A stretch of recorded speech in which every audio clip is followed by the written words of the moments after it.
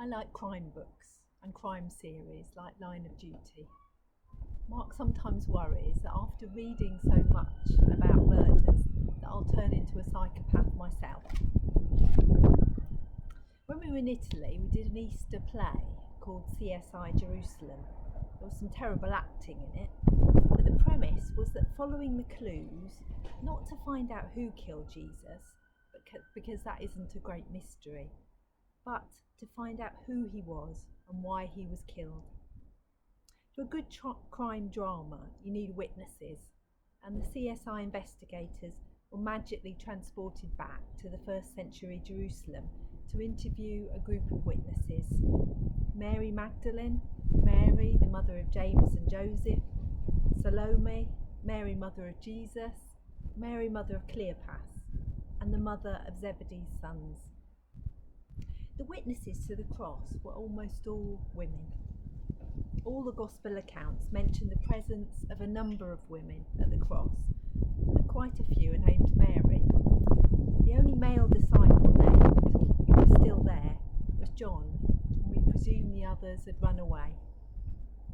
The first essential to being a good witness is simply to be present, and the women stayed there in the face of terrible suffering of Jesus, their friend and their Lord. It's very hard to watch someone you love suffer and not be able to do something. I'm not saying that women are good at doing nothing.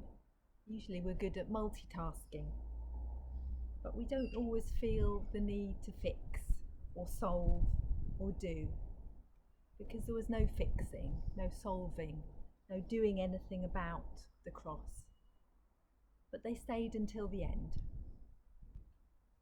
When people are suffering, it's easy to turn away or to run away because we don't know what to say or how to help. But being there, even in silence, in solidarity with people, is very valuable. It's been so hard this year that often we can't be with people who are suffering. Second thing about being a witness is being observant. The women were watching from a distance. Probably the details about what happened on the cross in the Gospels come from the women. Or even if they couldn't hear what Jesus said, they could overhear others repeating it, passing it on to the Gospel writers. They witnessed the darkness over the land that reflects the sadness of creation. They witnessed Jesus calling out, my God, why have you forsaken me?" quoting Psalm 22, and expressing the terrible pain of separation from God. They witnessed someone thinking his call to God, Eloi, was a call to Elijah. They witnessed someone offering Jesus a drink of wine and vinegar. They witnessed the loud cry of Jesus at the end. They witnessed the curtain in the temple torn in two, marking the way being opened to God through Jesus' death. And they witnessed the words of the centurion, "Surely this man is the Son of God." The women were witnesses to these things, which have become so central to the Gospel accounts and are so central to our faith. They witnessed that Jesus wasn't just any old criminal punished by the Roman Empire for insurrection, but someone special, that even he could be the Son of God. The women in so many ways were great witnesses, but they weren't unbiased. They weren't objective bystanders. They were passionately involved, especially his mother. Mark says they'd followed Jesus and taken care of his needs.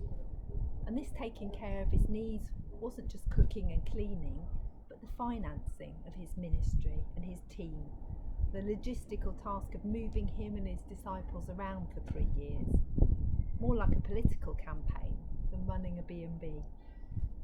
They were invested, and they had had their lives touched and transformed by Jesus, and had supported Jesus' ministry for 3 years.